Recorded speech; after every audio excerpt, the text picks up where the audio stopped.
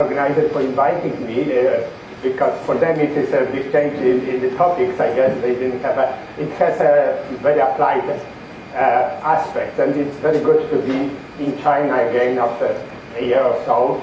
It has changed quite significantly. It is rapid, and it is becoming a cool country. You cannot even have a fever here. So as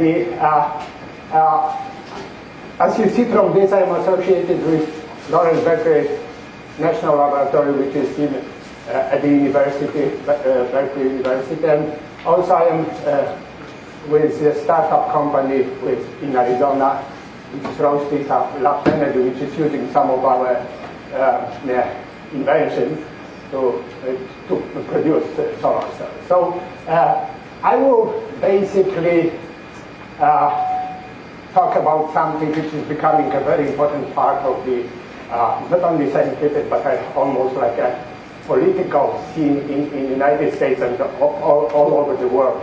And because the energy, as you know, it is kind of essential part of our lifestyle, and we are using more and more of this, all this air conditioning. And I remember a year ago or so, we had an opening for a postdoc position, and a lady from Caltech came, and she was working in Caltech. She got her PhD in quantum electrodynamics, and all of a sudden she wanted to work on solar cells. So I was surprised, and I asked her, why would you go to solar cells? And she said, you know, there are two important things right now for science: to cure cancer or to solve the energy problem. And she said, if I cure cancer, I will help millions of mostly old people. But if I solve the energy problem, I will save the whole humankind. So that was a really grandiose plan, and we didn't hire her. But she found out a job somewhere else. So let me give you some kind of introduction, or basically outline of what I'm going to talk. So I will spend some time explaining, you know, how solar cells work, what are the fundamentals of the physics and kind of material science behind this. So I'll talk about different types of cells, and the second part, which will be tomorrow, will be devoted more to specific systems which we studied in Berkeley. So let me begin with the kind of more global picture. So there is a concern that with growing population, basically estimates like 12 billion by the year 2050, there is a consumption. It will increase twofold to 28 terawatts, which is now 14 terawatts power. So, and one of the concerns is, of course, the CO2 emission, because most of the power, as you'll see later, is generated by the not renewable sources, but basically carbon-producing sources. And so how can you deal with this? And of course, one is the largest source of energy on Earth, and it's basically all the other sources, even the non-renewable sources, were created at some point by sun. And theoretical limit is about 1.2 10 to 5 terawatts. So this is the irradiation, solar irradiation from sun. And when you think about how much energy it is that the whole power consumption on Earth could be filled by 1 hour of illumination. However, it's not practical, obviously, and practical estimates are about 600 terawatts, and they range in fact from 50 to 1,500 terawatts by World Energy Agency. So to compare, photosynthesis of all the plants on Earth are taking about 90 terawatts. So in fact, we are consuming now, our power consumption is kind of significant fraction of what all plants are using on Earth for photosynthesis. So what is the balance, how it is non-renewable sources look like. So where is our energy coming from? It is basically from oil, and this is the reserves and resources. So reserve is something we know about, that it exists. Resources is a potential. So oil is significant but not big. Gas is somewhat, natural gas is really, we have bigger reserves of this, but coal is the really dominant. And in fact, the estimates of resources are tremendous. There's a lot of coal, and probably in China, in fact, and the United States has a lot of coal, and it could provide the energy for like 300 years easily. However, there is a problem with using coal. Many problems, in fact, but one big problem is within the carbon-producing sources is that basically what people found recently, that when they look at the temperature of the Earth, average temperature of Earth, it started to increase in the last century, started to increase steadily. And some people dispute it in the sense that they say it may be fluctuation, kind of normal natural fluctuation. But it is general consensus that it's probably real, and that we have to watch it. It comes from the fact that the carbon dioxide of so basically parts per million of carbon dioxide is increasing again, and there is a correlation between this increase, and it can be again correlated to the population growth. So all these facts are really pointing that a kind of not so nice scenario. If it increases so rapidly, we can reach this level of 555 parts per million quite soon, and then it would, some estimates say that it could be a very destructive situation. So as I mentioned, the fossil fuels are abundant and inexpensive, because even with oil, with gas, you produce energy quite inexpensively. However, potentially they are destructive to environment and survival, real survival of humankind. Renewable energy sources are safe and environmentally friendly. However, they're still rather expensive, I will see later. And the technology is cumbersome. There are some other issues which, for abundance of some of elements and so on. So this part needs really, in order to fully use renewable energy sources, there is need for major scientific technological development which could reduce the cost, because this is really what controls the application of this. So I guess there is a lot of space for you guys to join and work on this project, and they range from very basic research ending on very applied producing solar cells. So how you can use solar energy? There are many ways to do it, and of course the one is, which is used now quite extensively, especially in the United States, Brazil, is to use plants to break them and to produce ethanol or methanol.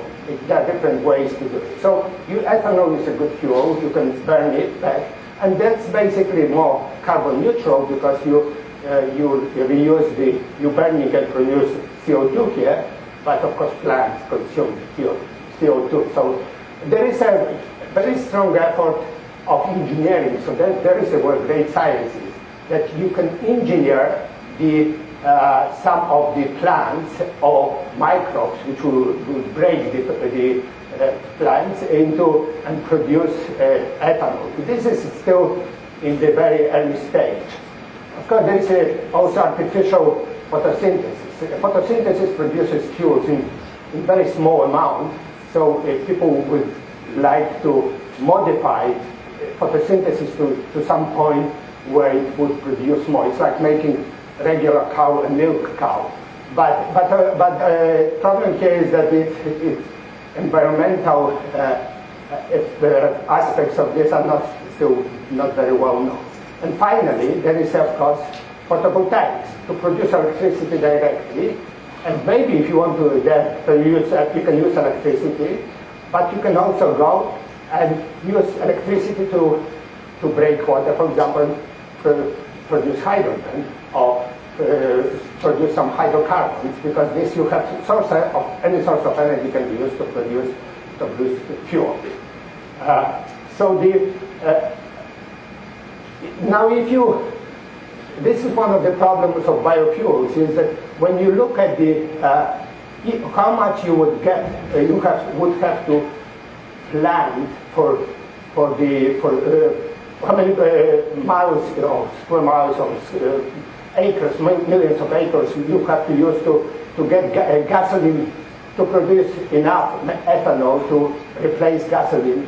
And with 1%, it's like 70 million acres. And these are huge amounts. So there are environmental concerns that if your efficiency of your fuel production is low, then you may have to use a lot of land, and as you know, land is used to produce food. So with growing population, the concerns are that there will be competition. You either drive a car or eat corn. So that's one of the concerns with the biofuels. So if you would like to use solar cells now and produce electricity for the United States, you would have to use basically only 15% efficient, not very efficient. You would have to use like 100 by 100 square miles somewhere, like in desert in Nevada or somewhere in Arizona, which is, and that would produce enough electricity. Of course, this is a huge amount of solar cells. If you would like to use, however, biofuels with 1% efficiency, it's a significant fraction of land in at least 2 or 3 states. So that's a significant difference because of the efficiency difference. So now, how much really renewable sources contribute to our balance, current balance of energy balance? So most of our energy, in fact, is coming from petroleum. So of course, and natural gas. So these are the main sources of the coal is less, because of course using of petroleum or natural gas is much easier, and it is also cleaner. Coal has its own aspect, acid rain and so on. So coal is not used, but as I mentioned, coal is a main non-renewable source of potential energy in the future. So this has to be concerned as well. Nuclear power is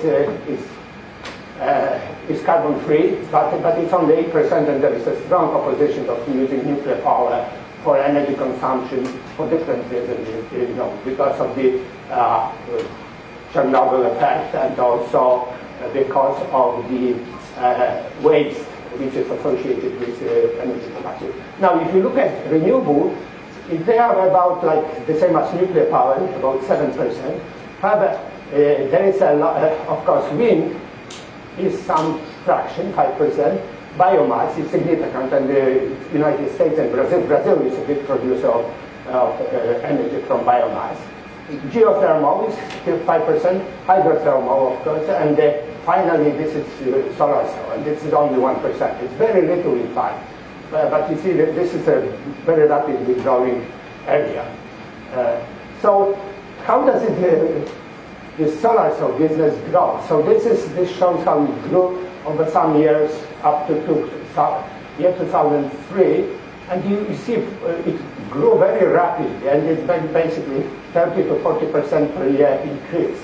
And I'm showing you this because this shows also distribution in between different regions. So US, in fact, is not big producer. Japan is. Still, Japan, at this time, Japan was the biggest producer. Europe is a significant producer, and the rest of the world is still not so significant. However, the situation changed drastically recently. Basically, as you see, the production grew rapidly. Now it's more than 3 gigawatts. So this is a rapid increase. I don't have a distribution between different regions here, but in fact, what happened here, new players came in, and China is one of them. China is becoming quite significant producer of photovoltaics, and firms like Suntech and J Solar produce significant fraction. Still, the biggest companies are now Q-Cells in Germany, Sharp in Japan, and Suntech in China. So there is a rapid increase of the, again, it grows at 40% per year. So now we go to how to produce, how you can produce. So as I mentioned, biomass, you can use the basically use sugar in let's say in sugar cane, in fact, or in corn, and produce fuels like ethanol. And then the other option is to use solar light to split water. Basically, you can use you can split water using electricity, obviously, but you would like to use solar light, use solar energy to split water, so basically separated in oxygen and hydrogen. So you have hydrogen as a fuel. And finally, the simplest method is, of course, to take a device like a solar cell and produce electricity. And these are called photovoltaics or solar cells, right? So I will, in my two series of presentations, I will concentrate on those two aspects. I will not touch biomass. It's a completely different area of research, and there is a lot of effort in this area, but I'll concentrate predominantly on solar cell photovoltaics, but I'll also speak about so-called photoelectrochemical cells, which can produce hydrogen. So how the solar spectrum looks like? The solar spectrum extends, so this is the few different graphs, a little bit confusing, but if you look, there is a so-called solar spectrum AM1.5G. Basically, this is the air mass. So this is what you see on Earth coming from the sun, considering also scattered light. So this is the typical spectrum, and this spectrum is, for example, AM. So this provides about 100 milliwatts per centimeter square, or 1 kilowatt per meter square, the radiation. And you see there are many absorption lines in this case. So but spectrum extends from 0.5 electron volts to about 3.5 electron volts. So this is the part of spectrum broadly, and part visible is somewhere in between, in the middle of this. So this is UV part, this is infrared part.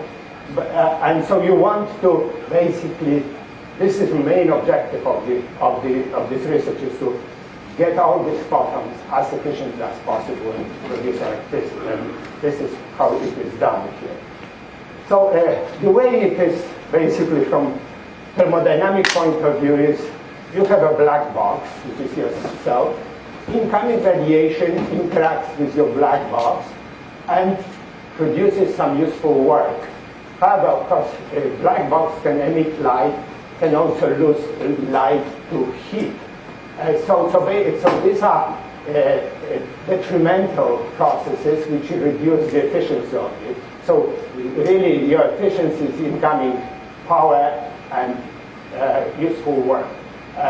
So useful work divided by incoming work, right? So when you think about solar cells, there are three important steps. So you shine light on your device. You have to absorb light, and basically you form exciton. You form electron hole pair. Electron is in a conducting state, and hole is in the valence band and also in the conducting state. So you can, in principle, produce electricity. However, exciton is bound.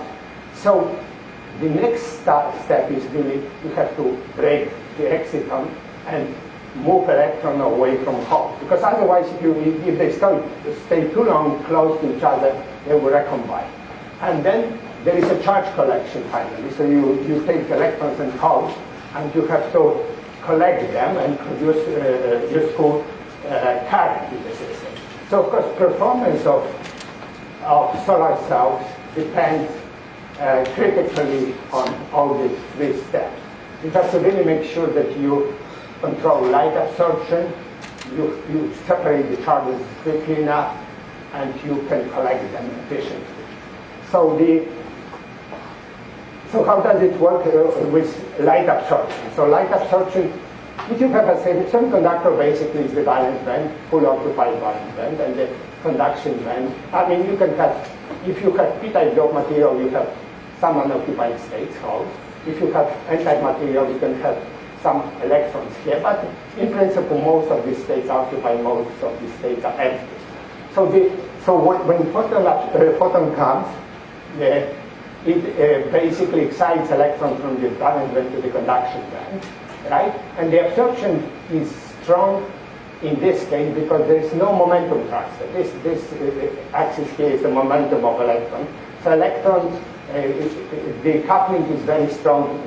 There is no momentum transfer required. And of course, the absorption energy starts here. This is where the lowest energy photon can be absorbed.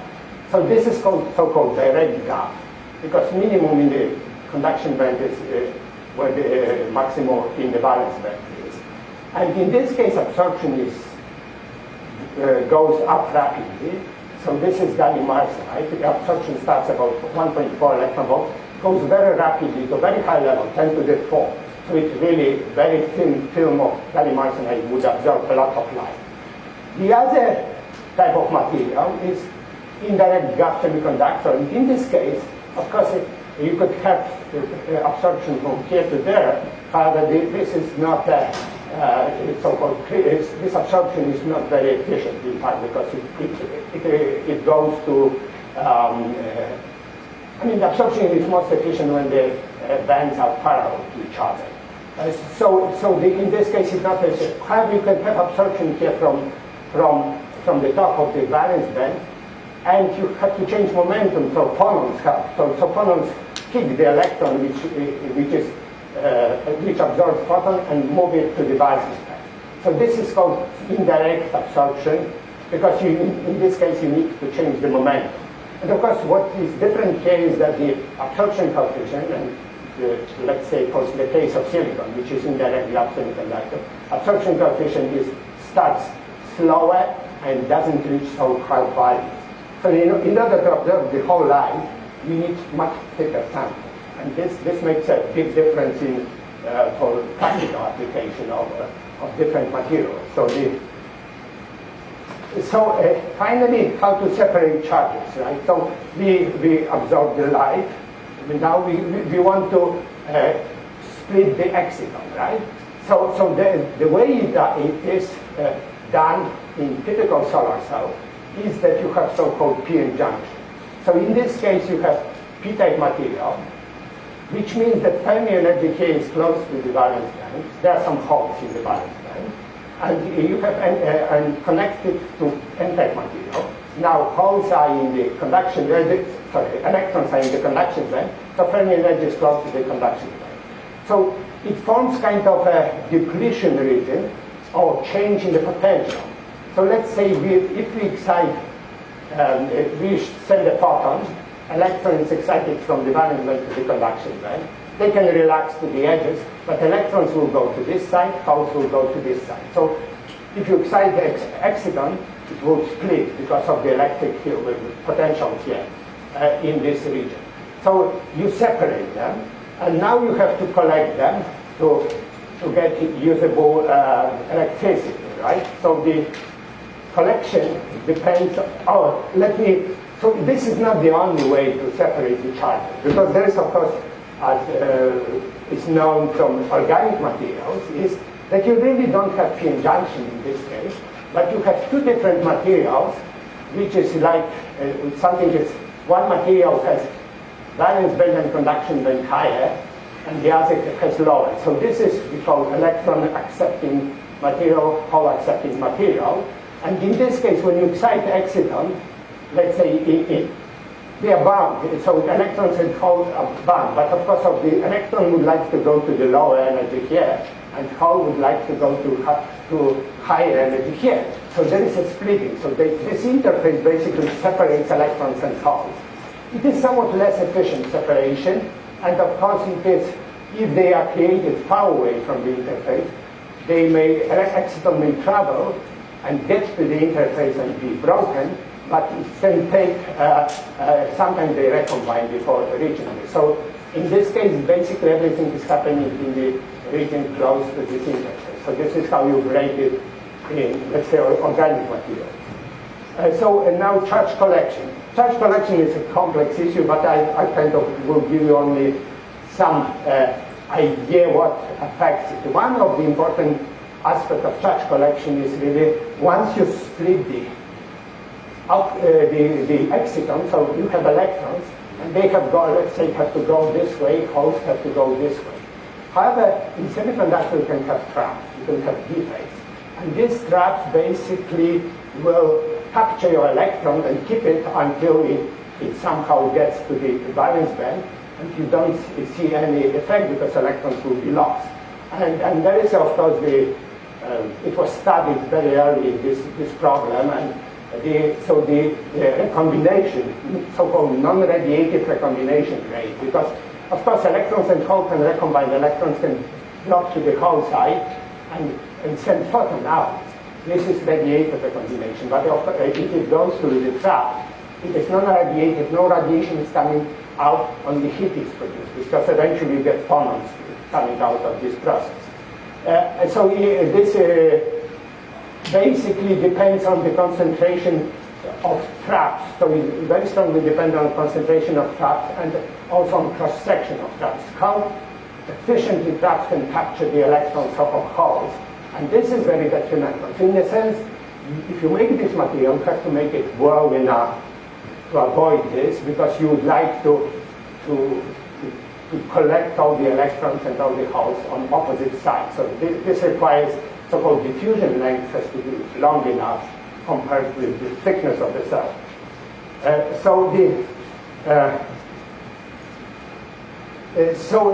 Among the approaches, I mean, because this is not the only way to really use solar energy. In fact, you see here in China, where you think it does for heating water, you basically have a panel which absorbs heat and heats water, and that's a perfectly good way of doing this. However, photovoltaics, of course, it's a direct photon conversion of light to electricity. And this could be inorganic, and this I am going to talk about, and this has a p-n junction in this case. It could be organic, and Professor Kumar had a talk about this before, a few days ago. And as I said, there are other ways of converting it just to heat, and also using so-called thermoelectrics. You use heat produced by the sun to produce electricity as well. But in this case, you are not using the photons directly to produce electricity, but heat by itself. So let me now give you some kind of, I hope I will not offend you by simplicity of this, but basically, let me kind of introduce certain concepts in the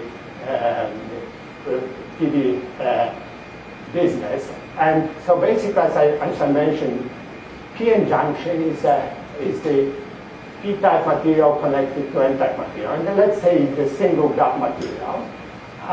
So there is we have p-type section and n-type section.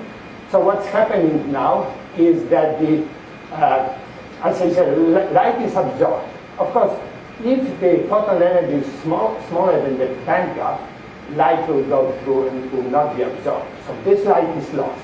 So you don't want to make gap too much, too big, because if gap is too big, you don't absorb much light, and it's not good. If the gap is too small, there is another problem. So you absorb all the light. However, most of the photons have energy much larger than the gap. So they excite the whole deep from the valence band to high into the conduction band.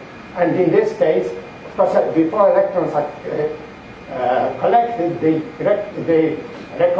go down, relax to the bottom. So you lost this much energy on both sides. So you are kind of wasting high energy photons to produce too little voltage. And the way it works really is that such a junction can be biased. So basically you apply voltage, and if you apply negative voltage to this side and positive voltage to this side, this is so-called forward direction. So basically at some point you make it flat, you flatten the whole thing, and the current goes up very drastically. However, if you apply positive voltage here, negative here, you deepen this barrier, and then it is reverse direction, and there is no current going through. So very good PN junction or solar cell has characteristics like this. IV characteristic is basically no current here, eventually onset of the current here. So now you have this kind of in the dark, this device in the dark. You shine light.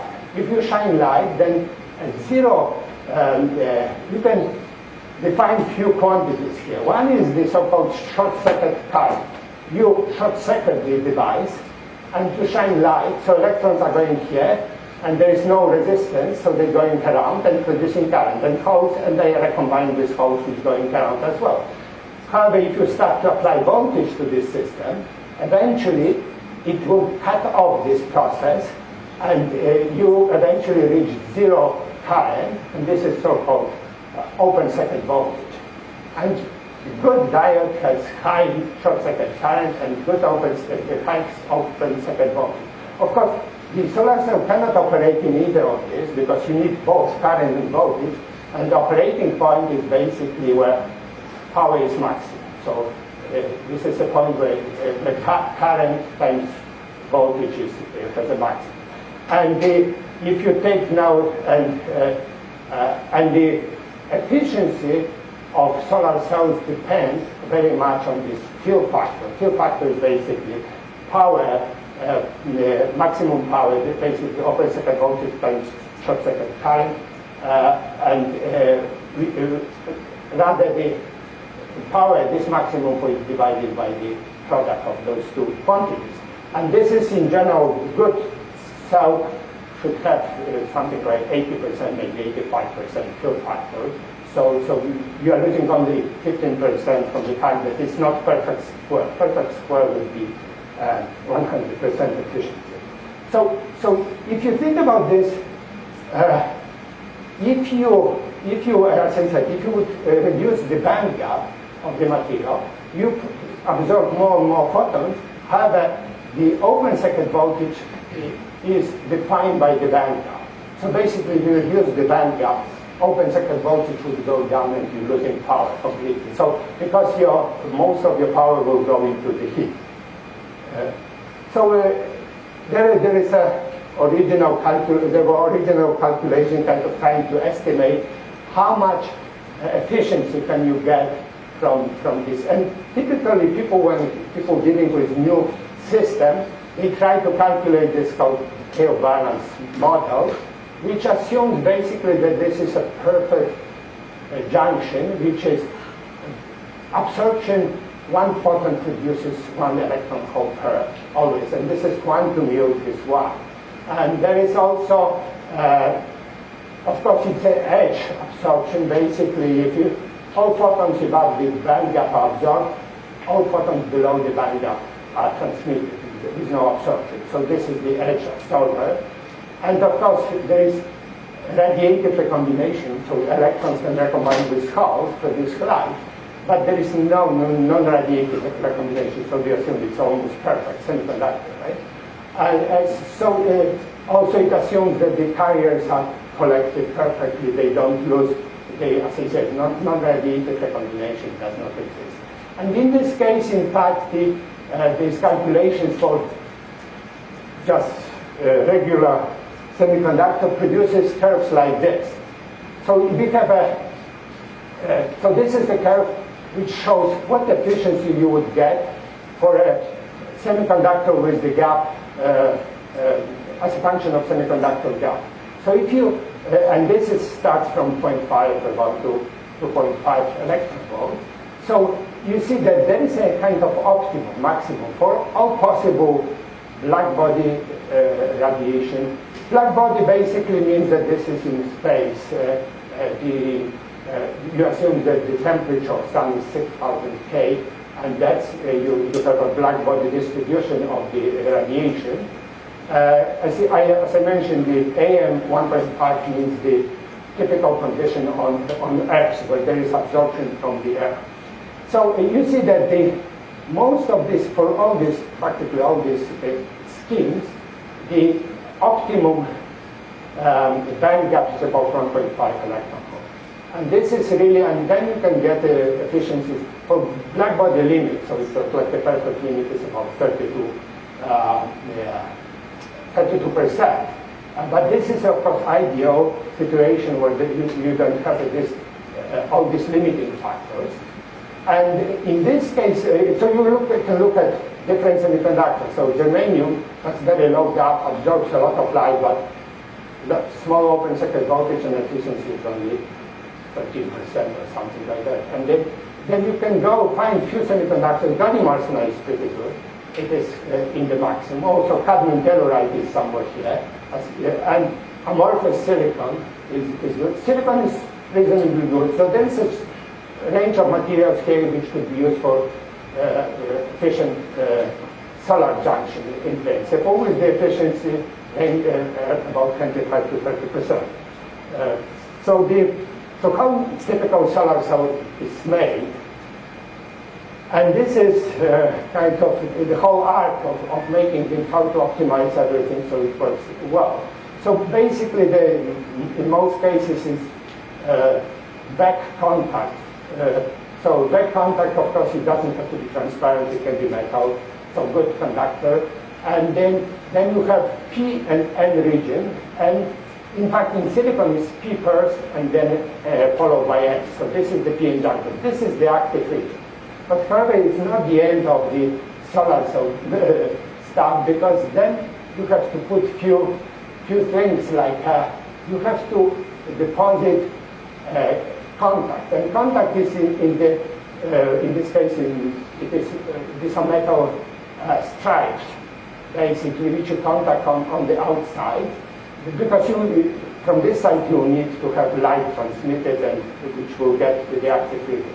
Then there is an anti-reflection coating, and this is very important, in fact, because if you shine light on silicon, a significant fraction of light will be reflected. So anti-reflective coating is a thin layer of transparent material with the proper refractive index to make sure that light is not reflected. And then you have some covers and so on. So this ends the whole thing. And of course, efficiency is basically power you are getting from the divided by the 1 kilovolt per meter square, which is the how much energy is coming from the sun. So silicon cell efficiencies are about 8% amorphous, 16% polycrystalline. Lately, single crystals are approaching 20%. And the record, if you remember, I mentioned that the thermodynamic record is about 30%, but the record, actual record, it was 24.5%, and it has been established probably 5 or 7 years ago, and it never was broken. Because so a lot of efficiency depends on how interreflective coating is constructed. Also, recently people are using so-called patterning of the front surface. Basically, you make surface rough. So it is rough, incoming light is not reflected by trapped and absorbed by the active region. So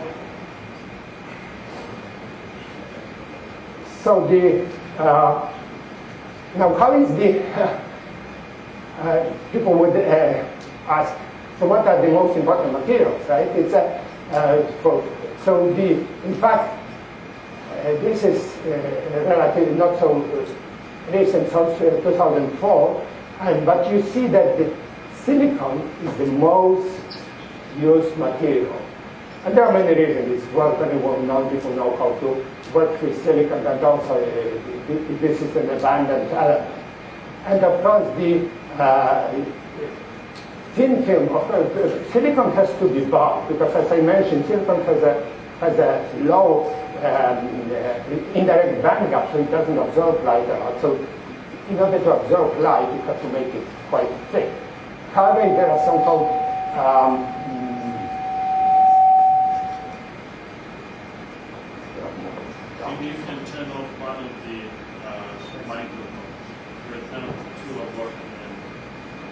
of the semiconductor.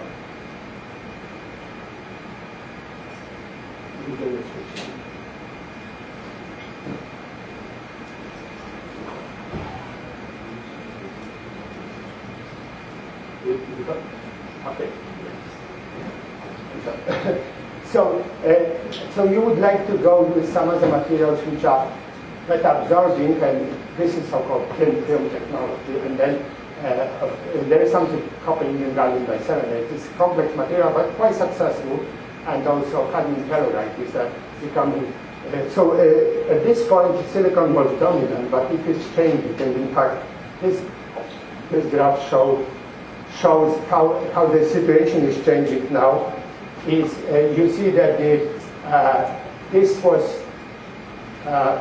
some time ago, 2003, 2004, was still silicon was very dominant, but now relatively silicon is getting less important because there is quite few companies now are working with thin film, and this is cadmium telluride, copper-indium gallium biselenide, and of course a different form of silicon, thin film silicon. So this is a trend because it uses less material and it can have a similar efficiency. So now it's a big graph of all the efficiencies of all the possible solar cells, and it's quite amazing. The photovoltaic effect was discovered in 19th century, at the end of 19th century by Becquerel. But nobody was using it. And in about 54, I think it was 1954, researchers from Bell Labs found that using silicon they could produce electricity with light. And I've seen somebody, New York Times, or a copy of the New York Times, in which the title said, researchers from Bell Labs know how to produce electricity from sand. Silicon is like sand. So that was it happened in 54, but it took a long time really to get. So real history starts about 75, and you see this is of course silicon is single crystal silicon, as I said, it was steadily growing efficiency, and it reached this 24.5%, and then there are, for example, this is the different form of silicon. This is multicrystalline silicon. So you see that there is a tendency in general that there is some progress, but finally it's saturated. And the reason is that the efficiencies for this, of course, cannot be higher probably than 20-something%, because they are single absorbers. They have single graph, and they cannot be more efficient than that. You can use look at the organic materials. They are really on the scale. They are very low. Efficiencies are very low, and this is related to the fact that they have to carrier collection efficiency very low because the mobilities are low. So this is one of the aspects. Many people are working on this, and because they potentially are very inexpensive. But the problem with with inexpensive cells sometimes that if you would go to someone and say, oh, I can have a solar cell which is 8% efficient or 6% efficient and it costs zero, nothing, you pay nothing. Nobody will touch it because there is a lot of other stuff beyond the cell which has to be used to produce really usable devices. So of course what happened now is this is the highest efficiency. And how it is done is really so-called the multi-junction cell. So in this case, basically you say, let's use few semiconductors. Instead of using one semiconductor with one gap, let's use few semiconductors. And it was a steady growth. However, right now it's more than that, it's 41.7. But the progress is again very slow now in this area because they reach the limit, very close to the limit what can be done. So this is how the so-called different generation of solar cells look like. So this is first generation solar cell. And in solar cell businesses, there are two important factors. Efficiency and cost, how much it would cost to produce solar cells. So first generation has relatively low efficiency. This is like silicon. However, the cost can be reduced significantly, but they're still expensive. And so there is second generation, these are the thin films. And in this case, of course, you reduce the cost significantly, but efficiency drops. So people are looking at the third generation, which you still keep costs relatively low, but you increase the efficiency. And this would make a big difference because that would reduce the cost of production of electricity tremendously. And there are very, very strict requirements.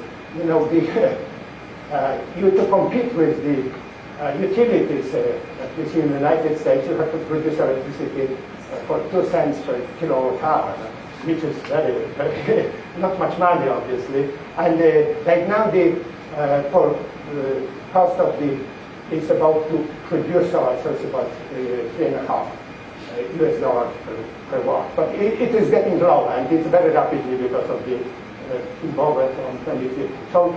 So what I will do is now I will kind of my talks and later talks will concentrate on this third generation. This is highly studied region, and people know how to do it, and there are not much room for improvement. So I will talk about high efficiency multi-gap tandem cells and how it works. So basically, what you do is now you instead of having one p-n junction, you put together 3 p-n junctions, 4 p-n junctions, whatever number you wish, and you could do it. And basically what you do here is this is a different gap. So this is the highest gap, this is low gap, and this is the lowest gap. And basically, so if light comes, first large energy photons are absorbed, low energy photons go through, absorbed in the middle cell, even lower energy absorbed in the bottom cell. And of course you have, so each cell produces current, but you have to pass current through the system, and you need good tunnel junction here. So the current has to go through these regions where cells are connected, and these are called tunnel junctions. Another requirement, obvious requirement, is that currents produced by 3 different cells have to be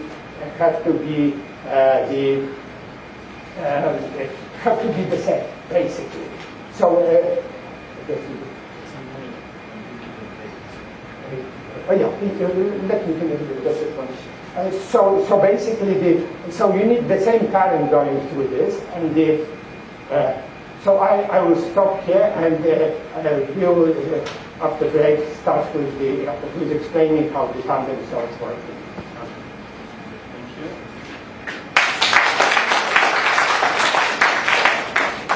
Are there some questions? Yes, please.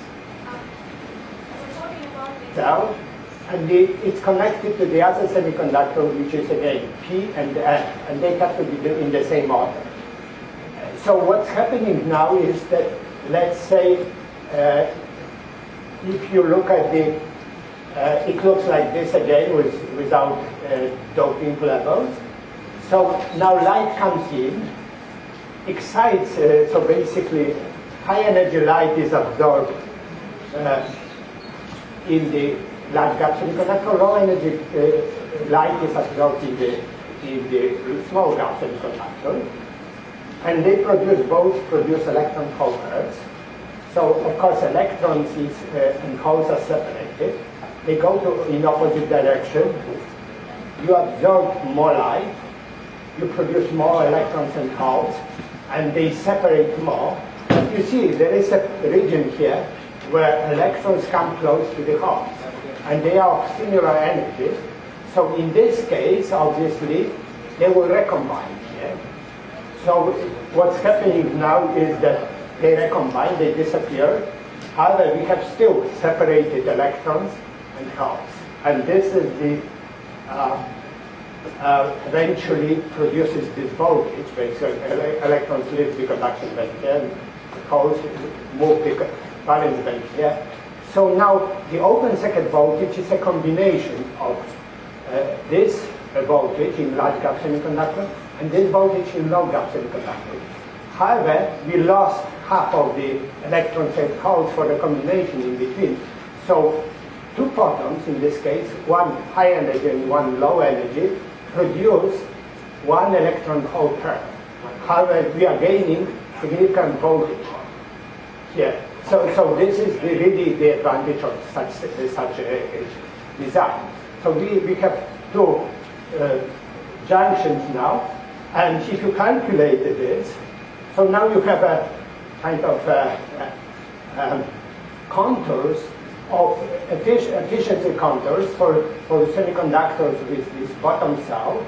So this is bottom cell, so this is the smaller gap and larger gap. So if you look at the maximum, it's about 42% is reached here, but the lower gap material has an energy gap about slightly below 1 volt, and the large gap is 1.5 volt.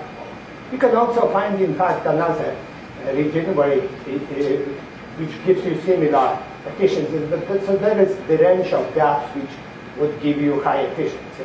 And of course, it's much more. These are, again, calculations, more realistic calculations, but this is much more than single junction, because you remember single junction maximum ever is 31 or 32%, right? So this is a large improvement. However, this complicates the design because of you have to make two solar cells integrated with each other. And this shows how complicated it is.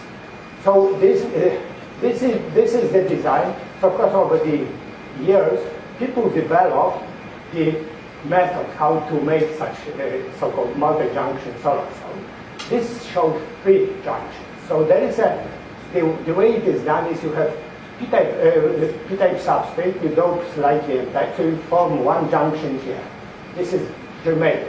It has a gap of about 0.7 electron volt. Then you have a buffer layer, and it requires buffer layers, tunnel junction, and finally you go to middle cells, which is indium gallium arsenide. It's very close to gallium arsenide, and the gap is about 1.3 electron volt here. And then finally you go through the series of tunnel junction and you make a top cell, which is indium gallium phosphide, about 50-50 indium and gallium. And in this case you have a top cell.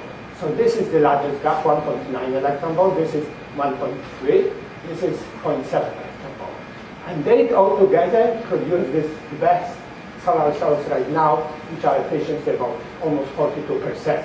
So now, of course, if you would add more, it would probably be better, because the people are working now on adding more junctions. But this is a very complex system, and it's difficult to make. So in fact, these solar cells are used currently in space only, because in space you can, on satellites, you need high efficiency, and of course, cost doesn't matter so much. So the cost of such cells is about, right now, about few $100,000 per square meter. So this is nothing you can put on the roof of your house, but it's really, but still there is also a trend, because these cells can operate under concentration. So you can increase the sunlight, you can focus sunlight on a small piece of this material and produce very high current, and then you don't have to make a lot of this material. And they in fact operate the best under concentration of about 200, 300. So this is there is a strong push to make so-called solar farms where you have concentrators concentrating light on this type of cells and getting high, very high currents.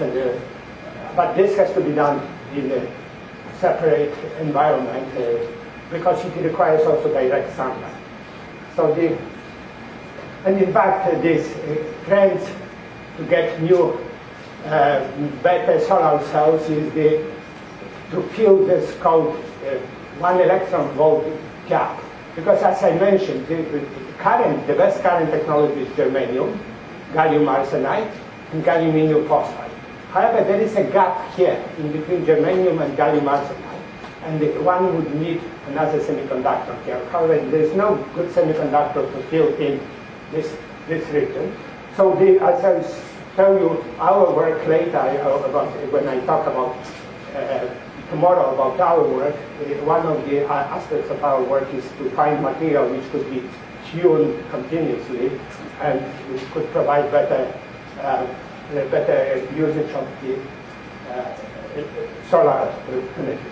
So now I talk about high efficiency multi-gap tandem cells. So this is the area which is now very well developed and it's very well studied. However, there is a need here for new materials, and later I will talk about what we did here on new materials. Now I will talk about some intermediate band photovoltaics. The way it works, so in the other case we had few semiconductors with different gaps. In this case, it was in fact proposed maybe 30 years ago and so. Somebody said, okay, let's forget about few semiconductors, let's make one semiconductor with many gaps.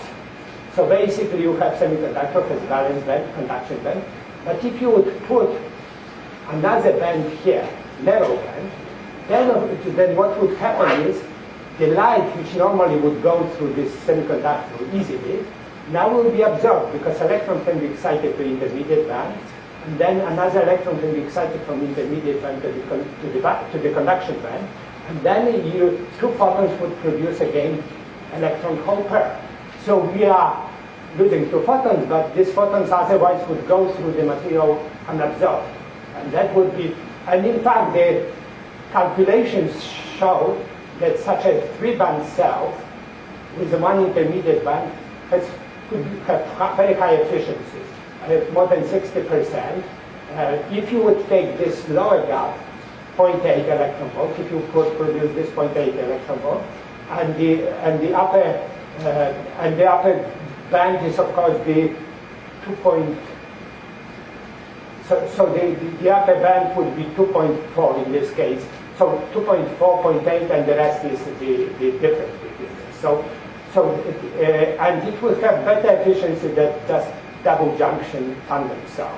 So the problem with this is that it is simple because you make one p-n junction in this case. The problem with this is that you have basically it's difficult to find material which would behave this way to create this intermediate line. So how it works basically. So let me explain how it works. Again, we have this kind of model system. We have semiconductor. This is a N-type section. This is P-type section. So there is a drop-in potential. In middle, you put this intermediate band. So normal semiconductor doesn't have this middle part, and of course it's like silicon. It would have a normal single junction. However, in this case, we can absorb light to the intermediate band and also from the intermediate band to the conduction band, and this basically uses this photons. So the idea behind this is to absorb the photons, however, not to let these electrons here to conduct. Because if they start to conduct, they will short circuit. So of course, if they don't conduct, then the open circuit voltage will be determined by this large gap, rather than by this small gap. And so if you shine light on it, you have so you start to produce electrons drop here, holes go here, you produce some potential difference, and you produce more and more potential difference. Finally, you are reaching the situation where you produce potential difference, which is determined by this large gap. However, you use this low energy photons to do it as well. So this is kind of what drives the efficiency, increasing efficiency. And so you have the load here, and you have the cell, single junction cell, which uses the whole spectrum, the solar spectrum. And this was, so there is a lot of effort in many countries on finding the system in which would have this intermediate band. And I will tell you again tomorrow about our effort in this area. We have a very extensive effort on so-called highly mismatched alloys, where we study this such material, we produce such materials. So now let me kind of tell you about some other ideas, because of course the solar cell or solar energy utilization is a big business, and also a lot of scientific effort is done. So there are some concepts how to improve the efficiency, and I'll talk a little bit to explain the concept of hot electron converters and carrier multiplication cells. There is a lot, of course, effort on quantum dot solar cells and many other approaches, but in this case, of course, I will not talk about this. This is the whole business by itself, which is not very. Of course, there is a huge literature, but we are working on this as well. But I will not talk about it. So let me kind of mention right now about the hot electron converters and carrier multiplication. So these are more advanced concepts and much farther away from any practical application. As I mentioned to you, that one problem is that when you have large energy photons, you excite the carriers across the band, but of course they're losing a lot of energy if the gap is too small. So one of the ways to use hot electrons before they relax. The other, of course, is the higher photocurrent, using photocurrent through so-called carrier multiplication, or sometimes simple carionization or inverse Auger process. So how does this, as I mentioned, the efficiency of the solar cell is low. If the gap is low and you have photon of high energy, it excites electron deep in the high in the conduction band and hole deep in the valence band. They relax to the edges. So you produce open circuit voltage, which is only a fraction of this gap. So you lost a lot of energy to heat. This looks like this. So you excite this and they relax to the band edges, to electrons and holes. So the concept is, can you use this electron, if you could use this electron, so collect them fast enough before they recombine, so of course they would have a much larger potential difference between, or quasi-Fermi energies between the electrons. So you can define the temperature, in terms of temperature, how high electrons are in the conduction band or holes in the valence band. And there were calculations done on, so you remember this curve here, which was how the efficiency depends on the gap of threshold energy of semiconductor, right? So you know that it was 32% for about 1.5, 1.4 electron volts, right? Now if you would increase, and this is for ambient temperature, 300 room temperature. Now if you increase temperature of electrons, you can collect, assuming that you can collect them, then you are getting much higher efficiency because you have higher energy. And then you can go to very high temperatures. This is probably unrealistic. You could, in principle, get very high efficiency for low gap material. Because in this case, gap doesn't play much role because you collect electrons anyway with high energy well above the gap. This doesn't work for low gap because all the electrons are thermalized here. So this was the concept. However, the problem here is really how to collect those electrons. And there is a lot of designs. So this shows you this is the active region here of your semiconductor. So you excite electrons high in the conduction band. And you need so-called selective contacts. Basically, you want to extract electrons from the high energy and holes also at very low energies. So you have large separation of quasi-Fermi energies. But however, this concept was never really practically realized, and it is still open question whether it could be. But there is a significant amount of effort done on this system, trying to prove at least that it is possible to increase the efficiency by collecting hot electrons. The other concept is, again, is so-called impact ionization. So when you excite the electron hole pair, you have this electron of high energy. So you have electrons of high energy, and they can drop down, interacting with electron hole system, and basically excite another electron across the band. So one high energy photon can produce two electron hole pairs. So this is the impact ionization, which would multiply, using high energy photons would multiply the number of electron hole pairs. So you would increase the current in this case. And then obviously this would be increase the efficiency. However, the process is very inefficient in a sense that this is the kind of these impact ionization cross sections are very low. And recently, the groups from Los Alamos and also from National Renewable Energy Laboratory use a slightly different version of this concept. They created quantum wells, and in this case, in quantum wells, you have discrete states in the conduction band and in the valence band. So when you use higher energy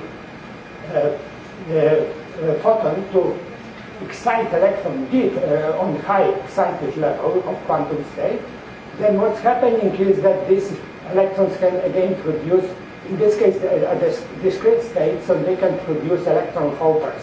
And they were more than one electron hole pair. So they found in some instances they could produce as many as 7.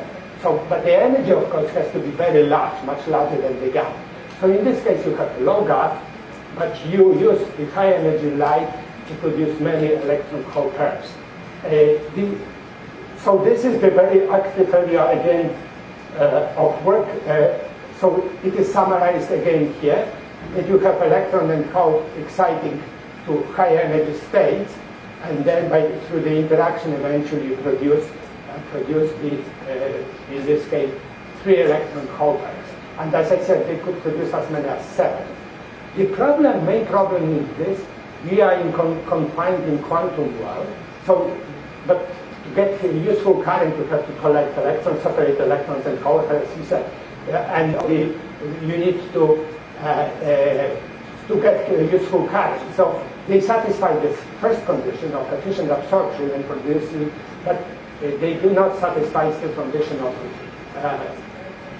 the splitting of the excitons, because eventually these electrons and holes will attract each other in the quantum dot, and also how to separate it, how to move electrons one way and holes the other way. So this is the main issue, and this is in general, I would say, problem of non-structure-based solar technology. That you have a system which confines electrons and holes in quantum dot. However, you are not interested in really having them here in the quantum dot, but to move them around. And this is of course, requires much more work on the exciton speed. So now let me move to the next section. As I said, I talked about this concept of producing electricity using photovoltaics, right? So this is the area. The other is, of course, the producing hydrogen. Right? Can one use the? These are 2 areas which. So I talk about this, but right now I will concentrate on so-called photoelectrochemical cells. So how to use solar light to produce hydrogen from water. So when you put a semiconductor in the electrolyte, so you have basically semiconductor with some gap. You have and the semiconductor have this depletion. Very often when they have free surface, in this case it's surface in contact with electrolyte, they produce this depletion region. So if it's the same type semiconductor, you have depletion here. So basically the band edge goes up at the interface. So if you shine light on this in this system, electron will go inside, hole will go towards the electrolyte. So you can react with electrolyte. So this is a system which will separate electrons and holes, and holes will interact with electrolyte. And this is now, if you use this part, so this is this part we were talking about. And now you can connect, so electrons are separated here. If you connect it to the metal side on the other, another electrode, which is a metal, platinum for example, then of course you can produce current through the electrolyte. And you can produce current only if electron, which was produced in the semiconductor by light, has energy higher than the so-called hydrogen redox potential. So this is basically, so electron has to get to hydrogen redox potential. And on the other hand, this hole which comes here has to have energy lower than the oxygen redox potential. So what is happening now is that we have the production of hydrogen through the reaction that water absorbs two holes and produces oxygen plus hydrogen, ionized hydrogen. So these electrons here go and neutralize hydrogen, and we produce oxygen and hydrogen. So the net reaction is basically that water is split into hydrogen and molecule and oxygen molecules. So you see from this immediately, you see immediately that there is a certain material requirement. So band gap has to be larger than the difference between redox potentials, right? Because holes have to go to lower and electron has to go to higher redox potential. Also, the however, gap should be small enough so it absorbs light, because of course solar light has only limited energy. And so band edges of the semiconductor have to straddle redox potential, which is the difference is 1.23 electron volt, but in fact, for practical purposes, the redox potential energy, the band gap should be about 1.8, 1.9 electron volt. And of course, it has to be stable, because this is very rough environment, and of course, producing holes here at the interface very often essential semiconductors. So how many semiconductors are there which could satisfy this condition? So this is kind of graph of everything, almost all semiconductors, and some oxides. So there is a whole array of semiconductors, and what it shows is the conduction band edge.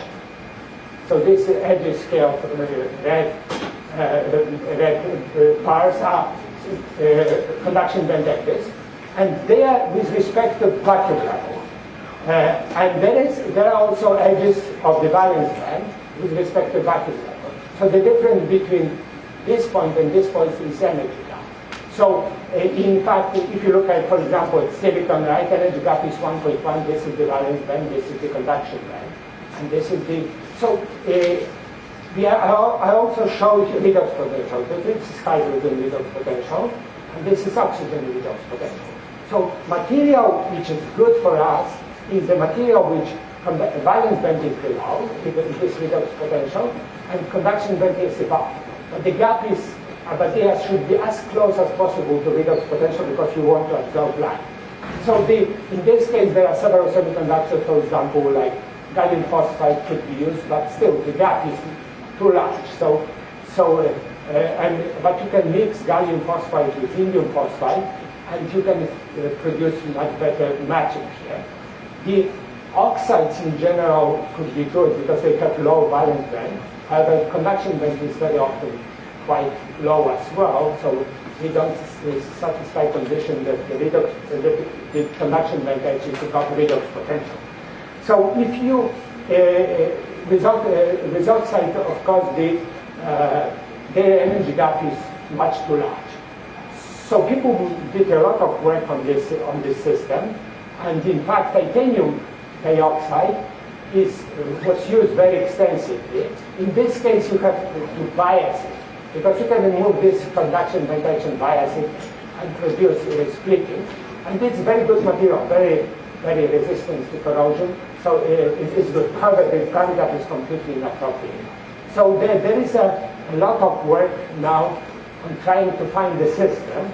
And I will review two cases of the best photoelectrodes, or cases where such splitting of water was done.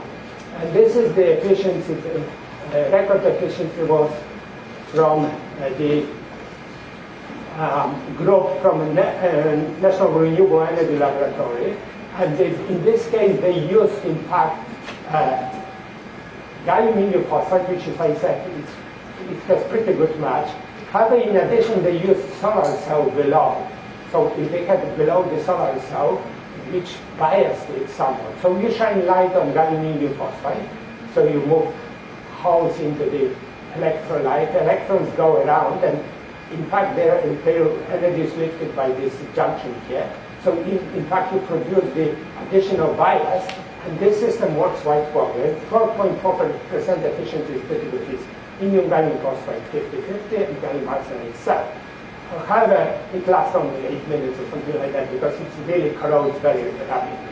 As I mentioned, anti-titanium dioxide is very good, but the gap is much too large, so it doesn't absorb the solar light. So they tested it with laser, with UV laser, how it works.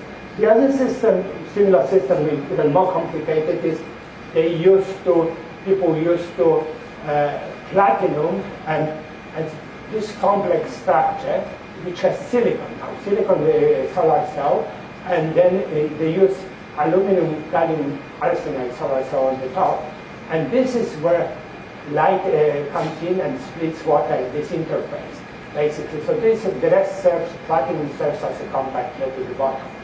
So as you see, this is a very complex system, and again, it has it on the top problem of the aluminum gallium arsenide, which is very unstable.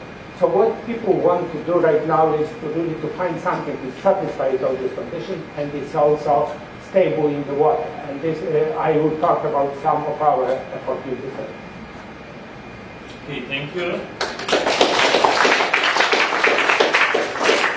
Are there questions to the second part of the lecture? Please. Could you please tell a couple of words more about stability and radiation issues of different solar cells, like in comparison with stable solar cells, with multi-dimensional, what is the Right. Most of the solid-state cells are very stable. Silicon is very stable. In general, of course, if you're talking about amorphous silicon at the beginning is what is happening. It's changing properties, but once it is stabilized, it's relatively stable. But crystalline silicon and multi-crystalline silicon is extremely stable, so it lasts many, many years.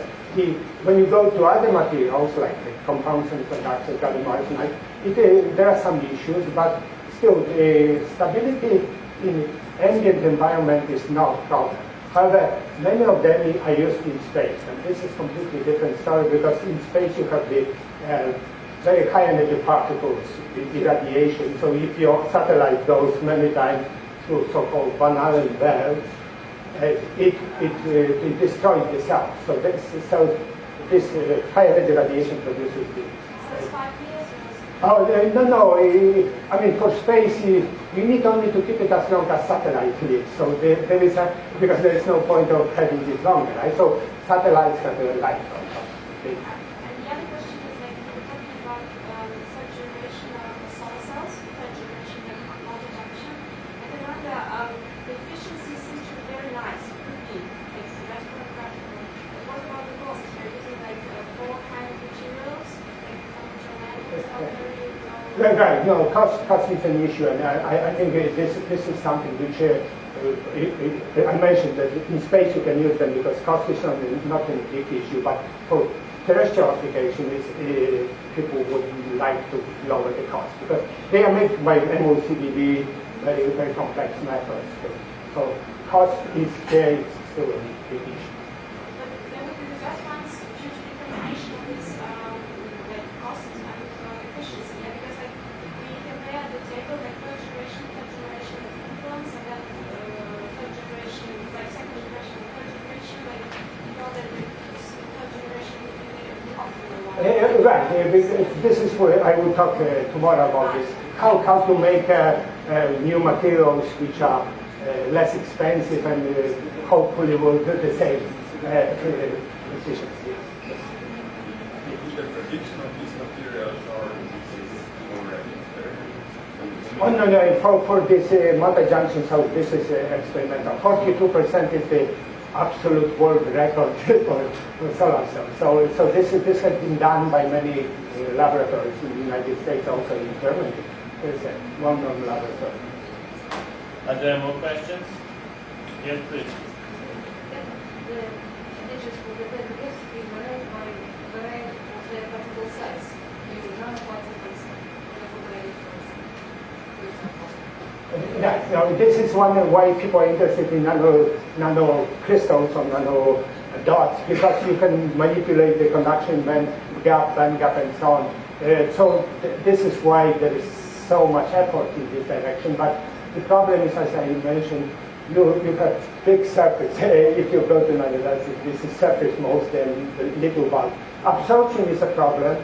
You have to absorb light, and if you don't have dense enough system of nanodensity, it's not all of them. Separation of charges is still the issue. But definitely there is a lot of effort and based on this idea that you can manipulate the band gap. Okay, more questions? If not, let us thank our speaker.